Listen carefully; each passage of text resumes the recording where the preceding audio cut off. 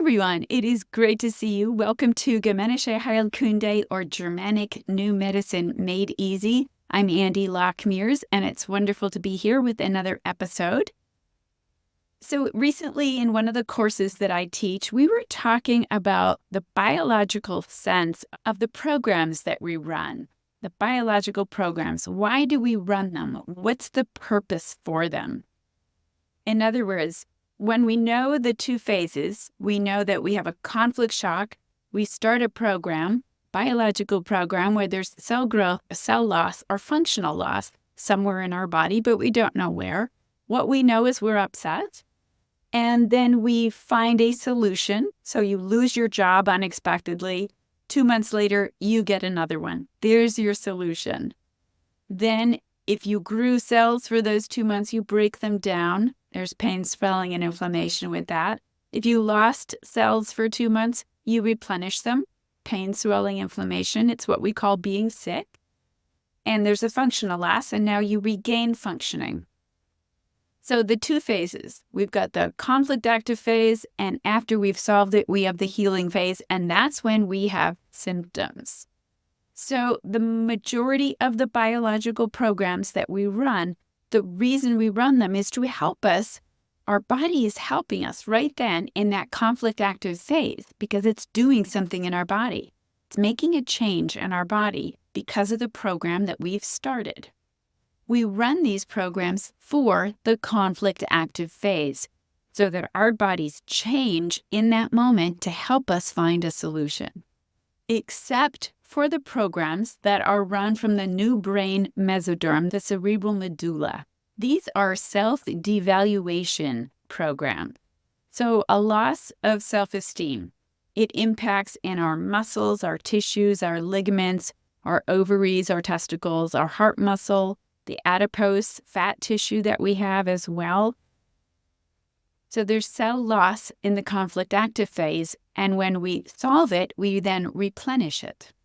In many programs, there's cell loss in ducts to help us widen the lumen of the duct, the inside of the duct, like a bile duct, a pancreatic duct, a milk duct. In that way, we're widening it so that whatever needs to flow through can flow through easier and better, and that helps us in the conflict active phase. But that's not what happens with the self-devaluation conflicts. Nature doesn't help us when we devalue ourselves. It's not helping us by widening something so something will flow better to help us solve that program. The self-devaluation program is part of what we call the Deluxe Group. And what that means is that you have to go through the conflict active phase, find a solution, go through the entire healing phase, and finish that. And the purpose of running this program is for that moment when that area that you devalued, that had cell loss, is now stronger than it was when you experienced your DHS, your conflict shock. So we have to go through all two phases to get to the end to realize the purpose of this program, which sets self-esteem issues into a whole different category on how we deal with them, how we work with them. So I recently came across an article, a newspaper article written by Melissa Kirsch, who I don't know, and it was called "How to Like Yourself More." And that caught my eye. It's like, oh, how do you like yourself more? How would we do that? And would that impact our biological programs if we liked ourselves more? See, what often happens is we get caught in these little traps of self-devaluation, and we do it many times a day without really understanding it or knowing it. And we don't realize that every time we devalue ourselves, we may be losing cells somewhere in our body. If we're running a biological program, then that is what's happening. We're losing cells. So an area of the body is getting weaker. That's not really what we want. We want to stay as strong and robust as we can. So this article caught my attention, and I thought, let me take a look at it and see if it's got anything of worthiness for the Germanische Heilkunde world. She talks about little practices, like she doesn't write journals and do things like that, yoga and meditation. She doesn't do things like that. She has done gratitudes, though. She did focus on gratitudes in previously, and she found like she thought it was helpful. So she decided to try to do a gratitude practice again to see what would it bring. And at the end of the day, she would look at her whole day and see, well, what am I grateful for here?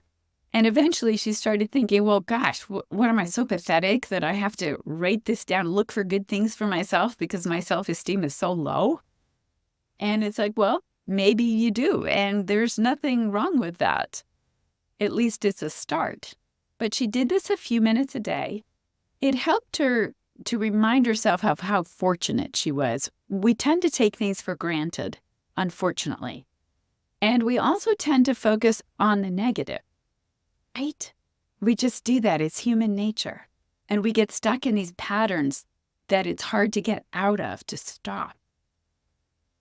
And it's these patterns of thoughts and emotions that they're not balanced. There's this charge to them, usually something negative. So one way of becoming conscious of when we are triggered, when we're conflict active again, is when we start to look at our thoughts and our emotions and we start replacing them with something else. So thoughts and emotions that are negative about ourselves. Every time we do that, if we've stepped on a track and started that program again, we're losing self somewhere in our body. That's not what we want to be doing. So maybe it's okay if we take time to build ourselves up a little bit every single day. And what if we did that every day? What would that do to our belief systems about ourselves? And thus, how would that impact our biological programs, especially our self-devaluation ones? Would we turn on fewer self-devaluation program? Would it turn off the current self-devaluation programs? So she did this for about 8 months, and she does not know Gamanisha Heilkunde. But at the end of it, she realized she had more compassion for herself. She was more assertive herself. And she also was taking better stock of her life, knowing that, all right, tonight I'm going to sit down and analyze my day for a few minutes and to see where did I go right and where did I go not so right.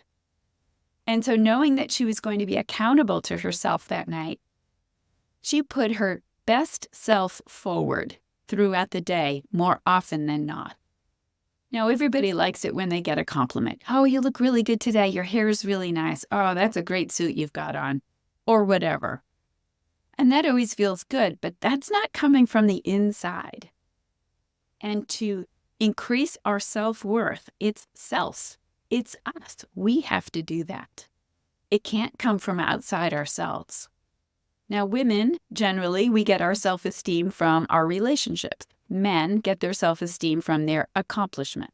In a biological society, we're not so biological. We're fairly constellated here. And so that leads to behavioral changes and differences in men and women versus a biological society. But that's okay. We have to start somewhere, and we start with our current lives. It's about understanding that our self-deprecating thoughts and feelings can be tracks that keep our biological programs active. Chronic. Oh, my knee it's getting worse. Or, gosh, I'm gaining weight. So I have done a gratitude practice for probably 5 or 6 years. I literally have an app on my phone that I use. And it really has changed my thoughts about myself. At the end of the day, I look at my day and I say, well, what am I grateful for? And I'm looking at the positives. Even if it's a lousy day, I'm going to pull out something that is positive from that day. I do that every night. The other thing that I do is that when I walk my dog, I also do a gratitude practice, if you will.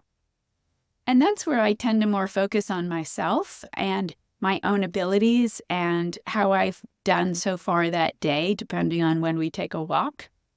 And again, it interrupts the patterns. It gets me outside of myself, my usual self-talk. It changes it. When we change that, that can influence our biological programs, and thus we feel better. We don't have those aches and pains that we used to have. So I encourage everyone to think about doing some sort of gratitude practice for yourself, something that can just get you outside of your normal patterns and start to identify when are you having self-deprecating thoughts and feelings. They can be incredibly subtle. And who knows, maybe your self-devaluation programs can finish once and for all, as you won't be stepping on the track over and over again. Like I said, we're the only ones who can do this. Nature is not helping us, and it doesn't come from outside to in. It has to be cultivated inside ourselves. Another great thing to do is to build self-esteem is do something you love to do. Take a painting class. Decide to hike all of the peaks in your area. Something that interrupts your patterns, gets you outside of your normal routines, and gives you a sense of accomplishment. That can go far for your thoughts about yourself and your own self-esteem. I hope this has been helpful. Feel free to pass this along to friends. And let's see if we can build a culture of gratitude and esteem versus devaluing ourselves. And if you try this, let me know the results. So please like, follow, and share this. And thank you for joining me.